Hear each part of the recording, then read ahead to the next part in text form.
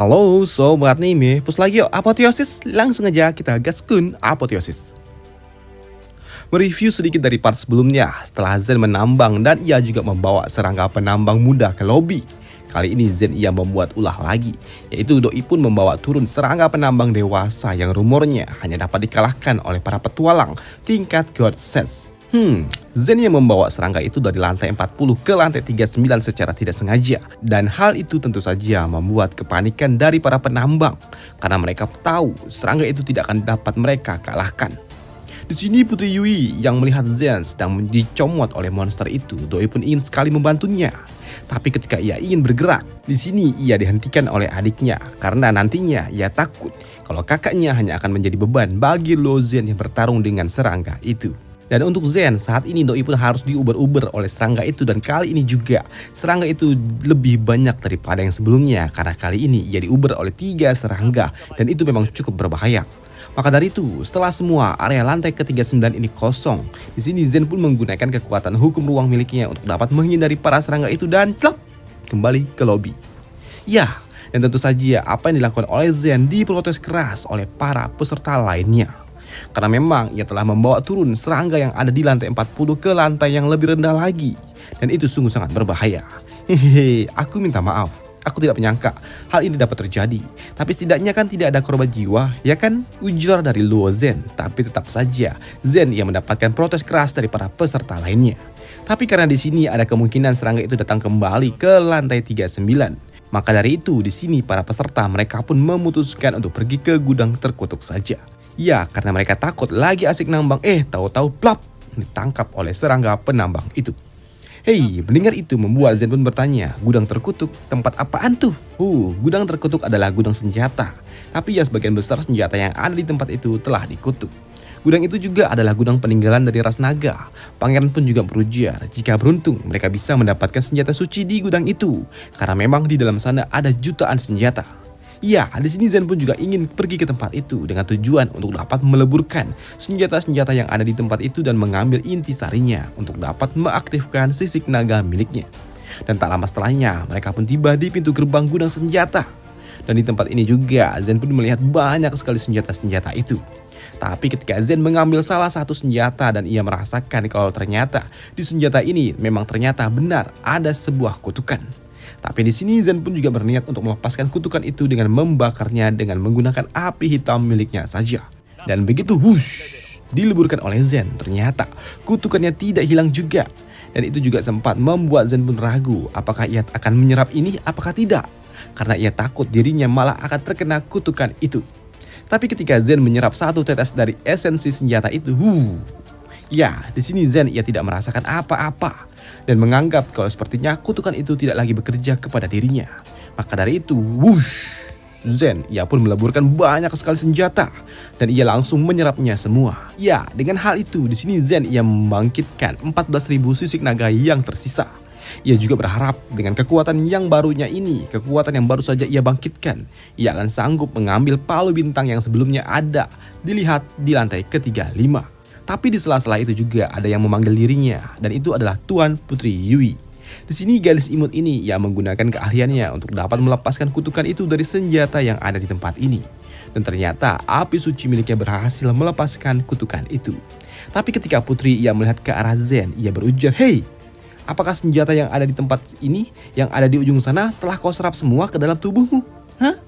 Hei, mendengar itu membuat Zen pun berpikir, lah kok iso tahu cuk? Ya, jika kau tidak menyerap itu semua, kenapa tubuhmu terkena kutukan itu? Kau pasti menyerapnya, ya kan? Tanya Putri ini. Ya, di sini tubuh Zen pun ternyata benar-benar telah terkutuk. Tapi ya kau tidak perlu khawatir, aku akan menunjukkan sesuatu yang menarik kepada dirimu. Dan benar saja, Putri itu, ia membakar tubuh Zen dengan menggunakan api penyucian miliknya. Dan ternyata hal itu berhasil melepaskan Zen dari kutukan itu. Tapi melihat wajah Zen yang tampak terkena percikan-percikan api penyucian, hal itu pun membuat wajah Zen semakin mempesona. Dan itu juga membuat rahim dari Tuan Putri ini menjadi hangat. Mas, rahimku hangat mas. Melihat Tuan Putri yang bengong, membuat Zen pun bertanya, kenapa? Tidak. Setelahnya, kini Tuan Putri pun menyarankan agar mereka pergi dari tempat ini. Ayo, kutukannya telah hilang. Dan sebaiknya kita pergi dari tempat ini karena memang sudah tidak ada lagi senjata atau hal yang menarik di tempat ini. Dan setelahnya, kini Zen pun kembali ke lobi dan ia kembali bertemu dengan gadis ungu. Doi pun berujar, "Hei, Lo Tianxing, aku berhasil mendapatkan 60 batu kehidupan," ujar gadis ungu itu. Tapi selain disapa oleh gadis ungu ini, ada yang menyapa mereka juga. Dan ternyata yang menyapa mereka adalah Pangeran Tongling. Doi pun berujar dan ia juga memanggil kakaknya, "Kakak, aku menemukan sesuatu yang menarik." Melihat adiknya membawa sebuah batu aneh, membuat putri ini pun bertanya, "Benda apa itu, Ho Chen?" Ini adalah batu jiwa api yang dapat membantu seseorang dengan elemen api untuk meningkatkan tingkatan kekuatannya ke tingkat yang selanjutnya. Tapi bagi Zen yang melihat batu itu, batu ini terlihat seperti batu tiruan. Dan hal itu pun dibenarkan oleh gadis ungu ini. Batu ini adalah batu tiruan, batu biasa yang dibuat oleh seseorang. Dan Doi juga bertanya, "Pangeran, kau mendapatkan batu ini dari mana? Sepertinya kau telah ditipu." Mendengar itu membuat bocah ini, Pangeran Chen ini pun kesal, shock. Bisa-bisanya aing ditipu. Tapi bocah ini tidak percaya dengan apa yang dikatakan oleh gadis ungu dan ia meminta kepada kakaknya untuk mencobanya terlebih dahulu. "Kakak, coba kau bakar batu ini dulu dengan elemen api milikmu." Dan ketika batu itu dicoba dibakar oleh Tuan Putri, ternyata hancur. Batu itu pun hancur dan itu juga membuat Putri Yui pun kesal. Bisa-bisanya adiknya ditoko-tokoi dan ia juga tahu kalau ini pasti adalah ulah dari Pangeran Liu Shi. Maka dari itu, di sini Putri Yui yang meminta, "Liu Shi, cepat kau kembalikan 900 batu roh milik adikku. Berani-beraninya kau menjual batu palsu kepada adikku, Tapi si kampret ini ia menolak untuk dikatakan penipu. Doi berujar kalau Pangeran Chen lah yang memaksa dirinya untuk menjual batu itu kepada dirinya. Aku bersikap seperti itu karena kau telah menunjukkan kalau batu ini seolah-olah batu asli, ujar bocah ini. Aku menunjukkannya karena aku tidak berpikir kalau batu ini palsu. Dan kau sendirilah yang menginginkannya, bukan? Jadi ini adalah kesalahanmu sendiri, ngeles Kang Bajai ini. Namun sebenarnya bocah ini pun juga awalnya tidak berniat untuk menipu. Tapi ia tidak menduga kalau ternyata Pangeran Chen terlalu mudah untuk dapat ditipu. Si kampret ini pun mau saja ia mengembalikan batu roh milik Pangeran Chen asalkan Putri Yui ia mau menukarkannya dengan gelang yang ia miliki. Dan tentu saja hal itu tidak dapat diterima oleh Putri Yui. "Kau, apa maksudmu, Dan mendengar keributan para bangsawan itu, di sini Zen pun tertawa. Ini lucu sekali, sungguh sangat menarik. Dan melihat Zen yang tertawa, membuat bocah kampret ini berujar, "Apa yang kau ketawain? Apa yang lucu, Aku tertawa karena ada seorang bocah kampret yang gak tahu malu dengan perbuatannya sendiri. Perbuatan yang tidak terpuji dan menurutku itu sangatlah lucu. Tapi karena si kampret ini adalah seorang pangeran, ia mendapatkan dukungan dari para kampret-kampret kroco-kroco miliknya. Dan untuk Zen sendiri, oi kampret, aku hanya mengatakan sekali lagi, kembalikan batu roh milik bocah Chen. Kalau tidak, kau akan merasakan malu yang tidak pernah kau bisa hindari." Mendengar apa yang dikatakan oleh Zen membuat kampret ini pun bertanya, "Apa maksudmu? Apakah Zen berniat menggertakku yang merupakan anggota kerajaan?" Baiklah, sebenarnya aku juga tidak ingin melawanmu, tapi karena kau terus memaksa diriku, maka Zen ia melepaskan tekanan jiwa yang begitu kuat dan tekanan jiwa itu membuat pangeran pun shock. Sedangkan untuk para kampret, mereka tidak menduga kalau ternyata tekanan jiwa milik Luo Zen begitu kuat. Bahkan lebih kuat daripada tekanan jiwa yang dilepaskan oleh para master yang ada di ranah God Sense. "Kau, Lo Tianxing, apa kau sedang mengancamku dengan serangan jiwa? Tidak. Siapa yang mengancammu? Aku tidak mengancammu. Yang aku tahu bocah Chen ini membeli batu kristal dan menganggap kalau batu itu asli dan kau menipunya. Apakah kau memang seorang penipu? Tapi selain itu, aku juga penasaran. Jiwaku telah berada di tingkatan perang dan kau bisa menahan tekanan dari jiwaku. Yang artinya kau pasti memiliki senjata suci yang dapat meningkatkan kekuatan jiwa, ya kan?" Hal itu pun dibenarkan oleh bocah kampret ini. Dan di dalam hati ia tahu kalau kekuatan jiwa miliknya sungguh sangat lemah. Dan alasannya ia dapat bertahan karena memang ia menggunakan senjata suci yang dapat menekan 60% kekuatan tekanan jiwa dari pihak musuh. Tapi bagi Zen ia tidak peduli. Baiklah, meski kau memiliki senjata suci, tapi benda itu tidak akan berguna ketika aku mulai mendekati dirimu. Dan benar saja, ketika Zen ia berjalan semakin dekat dan lebih dekat lagi, membuat kampret ini pun merasakan tekanan yang lebih kuat lagi. Dan itu juga membuatnya menjadi kelap dan ia ingin segera membunuh Zen. "Lo Tianxing, aku akan membunuhmu." Melihat kampret itu, di sini Zen pun juga berujar, tenang pangeran, sabar. Aku dengar senjata sucimu itu hanya dapat digunakan sekali. Lebih baik senjata itu kau berikan saja kepada diriku, karena aku tidak akan mampu untuk membelinya. Jadi berikan saja kepadaku. Tapi ya, aku cuma ingin kau mengembalikan batu roh milik pangeran Chen. Tapi aku juga takut kalau kau tidak akan mau mengembalikannya. Dan aku juga takut kalau kau akan dicap sebagai pangeran tukang tipu. Ujar dari Zen yang memanas-manasi kampret ini. Dan benar saja, provokasi yang diberikan oleh Zen benar-benar membuat kampret ini murka. Dan ia kini menggunakan senjata suci miliknya yang digunakan hanya dapat sekali aja untuk dapat menghajar Zen. Dan itu membuat Putri Yui ia khawatir dengan Zen, karena memang sepertinya kampret itu benar-benar ingin segera membunuhnya. Bahkan di sini gadis ini juga berujar, aku sudah tidak menginginkan batu itu lagi. Aku lebih khawatir dengan keselamatanmu, ujar Tuan Putri. Tidak, jangan khawatir Beb. Aku bisa mengatasi masalah ini, ujar dari Zen. Dan benar saja, si kampret itu pun yang udah kalap, ia pun menggerakkan senjatanya langsung serang ke arah Luo Zen. Luo Tianxing, matilah kau. Memang serangan kampret itu sungguh sangat kuat dan itu juga sempat menotis Luo Zen. Dan terjadilah suatu ledakan yang sungguh dahsyat. Dan serangan itu juga menimbulkan efek kabut asap yang begitu tebal. Tapi dari balik kabulan asap itu, kini Zen ia kembali muncul dan terlihat seperti tidak terjadi apa-apa.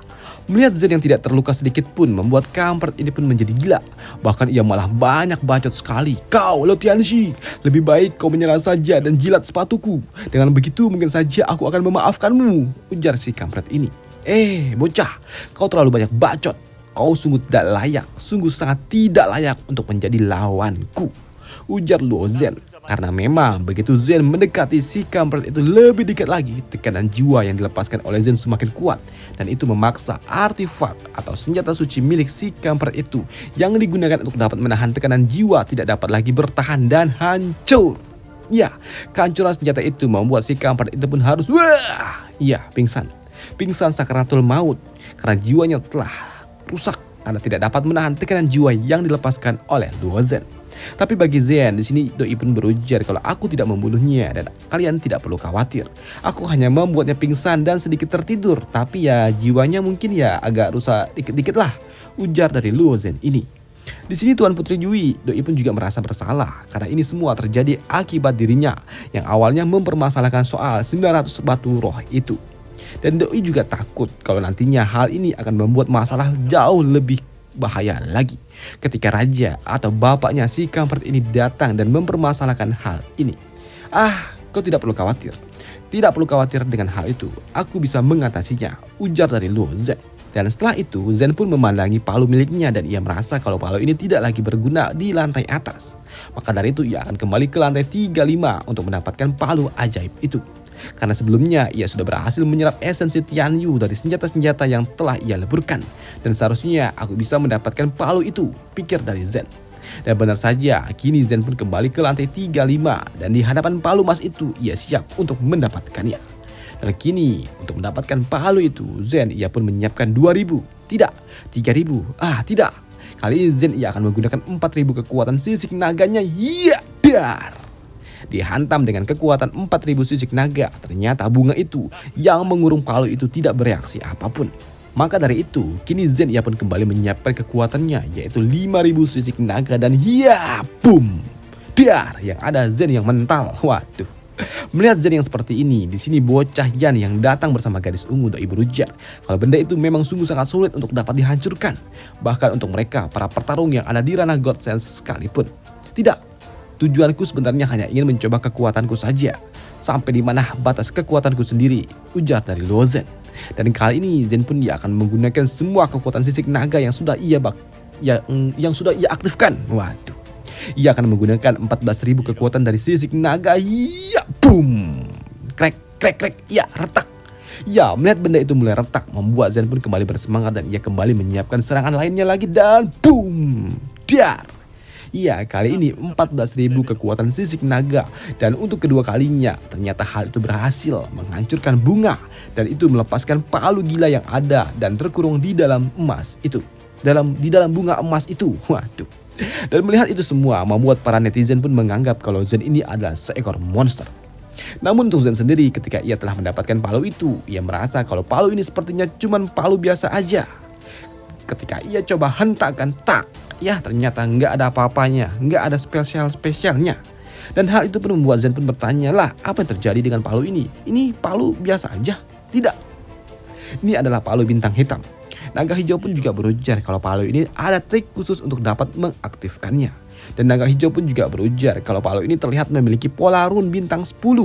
Tapi cobalah kau balik, dan ketika dibalik oleh Zen, ternyata pola rune bintang 3. Ya, naga hijau pun berujar kalau ini digunakan untuk dapat menipu orang-orang biasa.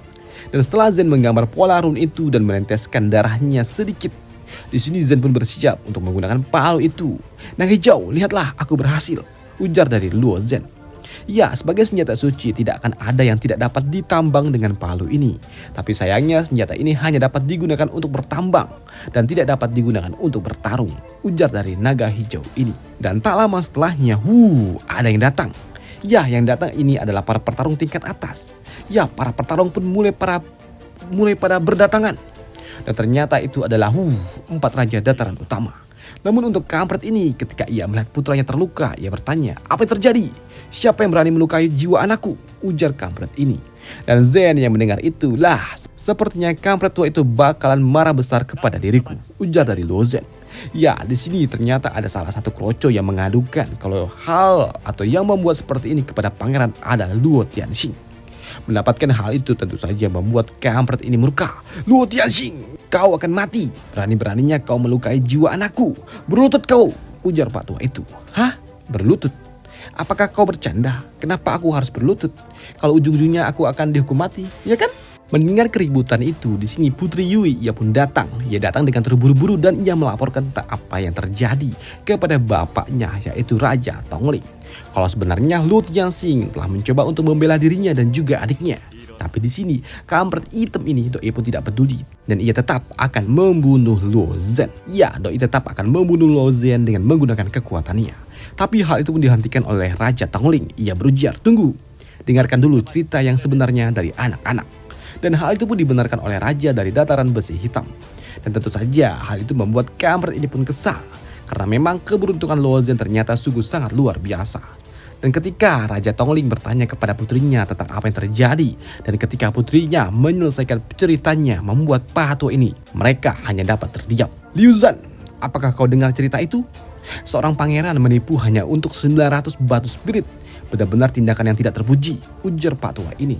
Tapi di sini Pak Tua hitam ini tetap tidak peduli dan ia tetap tidak terima, mengingat jiwa anak miliknya telah terluka parah. Ditambah Pak Tua ini juga meminta kompensasi atas rusaknya senjata suci yang dikenakan oleh putranya. Mendengar itu membuat Raja Tongling ia kesal dan juga murka. Ia benar-benar kesal dengan rekannya ini dan ia juga memperingatkan kalau ini hanyalah masalah sepele dan jangan sampai diperpanjang menjadi masalah negara. Bahkan Doi juga memberitahu Luo Tianxing untuk tidak perlu khawatir. Luo Tianxing, selama aku hidup tidak akan ada yang berani menyentuh dirimu. Ya, terima kasih Raja, ujar dari Luo Zen ini. Tapi di sini Zen pun juga meminta maaf karena ia harus mencoba palu barunya ini. Namun untuk si kampret ini yang melihat Zen memiliki palu ajaib itu, Doi pun tahu kalau palu itu adalah palu yang ada di lantai ke-35. Dan ketika hal itu pun dibenarkan oleh Luo Zen, ia meminta. Si kampret tua ini pun meminta, dengan begitu maka masalah ini akan dianggap selesai oleh dirinya. Ya, di sini Zen pun juga akhirnya menyerahkan palu itu. Dan ketika si kampret tua itu pun mendapatkan palunya, Doi pun langsung hilang. Doi langsung pergi ke lantai 47. Dan di lantai 47, kampret tua ini ternyata tidak dapat menambang apapun dengan menggunakan palu ini. Bahkan ia menggunakan secara paksa, bahkan membuat tangannya pun menjadi berdarah-darah. Ia juga tidak dapat memecahkan apapun setelah ia berusaha sangat keras. Di sini naga hijau pun mengatakan kepada Zen kalau palu itu tidak akan dapat digunakan dan tidak akan dapat berfungsi jika digunakan oleh orang lain dan bukanlah pemiliknya. Dan untuk si kampret ini, Doi yang tidak dapat menggunakan palu itu, ia meminta, Luo Tianxing, bagaimana cara menggunakan palu ini? Hei, apa kau bilang Pak Tua? Cepat, serahkan metode menggunakan palu ini. Kalau tidak, aku akan membunuhmu. Asal kau tahu Pak Tua, palu itu aku yang mendapatkannya dan kau merebutnya secara paksa. Dan sekarang kau meminta kepada aku untuk menyerahkan metodenya. Jangan konyol. Di dunia ini baru pertama kali aku melihat seorang raja yang tidak tahu malu seperti dirimu. Dan hal itu pun dibenarkan oleh rekan-rekannya sesama raja. Tapi melihat si kampret tua itu yang sepertinya benar-benar ingin menyerang Zen, membuat Raja Tongling ia kesal. Dan ia juga harus mengeluarkan aura bertarungnya untuk menghentikan kampret tua itu. Bahkan ia juga meminta agar si kampret tua itu mengembalikan palu milik Luo Zen. Dan karena mendapatkan tekanan begitu kuat daripada raja-raja lainnya, di sini kampret tua itu pun ia melemparkan palu itu dengan kekuatan penuhnya ke arah Luo Zen. Ya, lemparan palu itu sungguh sangat kuat dan berbahaya bagi orang biasa. Tapi bagi Zen, dengan menggunakan 3000 kekuatan dari sisik naga, lemparan yang seperti ini tidaklah berarti bagi dirinya. Dan melihat hal seperti ini membuat para raja semakin kagum dengan kekuatan yang dimiliki oleh Luo Tianxing ini. Karena untuk dirinya sendiri mungkin saja ia tidak dapat menangkap palu itu dengan kondisi yang tenang seperti apa yang dilakukan oleh Luo Zen. Dan untuk Zen sendiri yang telah mendapatkan palunya kembali di lantai ke-47 ini, Zen pun juga melihat ada bunga yang mengandung banyak sekali batu kehidupan. Maka dari itu dengan sekali prok duar, bunga itu pun hancur dan ribuan batu spirit dapat siap untuk dipanen. Dan Zen ia memasukkan semua batu kehidupan itu ke dalam cincin ruang miliknya. Wow, melihat kemampuan ajaib palu milik Zen, di sini raja dari dataran besi hitam Doi pun berujar. Luo Tianxing, untuk dapat memasuki rahasia Tianshan, kami membutuhkan inti jiwa untuk dapat memasukinya. Maka dari itu, bisakah kau membantu kami? Ya, aku mengerti. Ya, karena Zen paham, di sini Pak Tua itu pun membawa Zen menuju suatu bunga yang mengandung inti jiwa di dalamnya. Dan Zen yang melihat benda itu, Doi pun merasakan kalau benda itu, inti jiwa ini, terlihat memiliki kehidupan. Dan Pak Tua ini juga menjelaskan kalau sebenarnya inti jiwa ini mereka banyak ditemukan di lantai ke-45 dan juga 47. Tapi sayangnya mereka tidak dapat memiliki kemampuan untuk menambangnya. Jadi mereka juga harus memanfaatkan serangga penambang untuk mendapatkannya. Waduh. Patu ini juga berujar kalau mereka cukup sulit untuk mendapatkan benda ini karena memang serangga dewasa itu sungguh sangat sulit untuk dapat dilawan. Dan untuk tahun ini saja kerajaan besar mereka baru dapat memiliki 30 buah aja. Ya, di sini Zen pun paham dan ia juga berujar kalau kini mereka tidak lagi harus bersusah payah dalam menghadapi serangga itu lagi. Cukup beritahu aku di mana inti jiwa itu berada, biar aku yang mengambilnya. Melihat Zen dapat dengan sangat mudah mendapatkan inti jiwa dengan menggunakan palu ajaib itu, membuat para raja ini senang karena mereka tidak lagi harus bersusah payah. Dan setelah membantu para raja-raja ini memanen inti jiwa, di sini Zen Doi pun juga meminta satu permintaan. Baiklah, katakan permintaanmu, Luo Tianxing.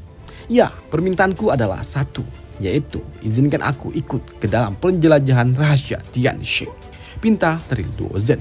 Dan setelah alur cerita dari apoteosis kita di sini dulu, dan sampai jumpa di video selanjutnya untuk apoteosis. Dan di part selanjutnya Zen ia akan menerobos ke ranah limbo dan ia akan pindah ke dunia batas atas setelah dia MW dengan Ning Yu di istrinya. Waduh. Dan sampai jumpa di video selanjutnya. Bye, thank you.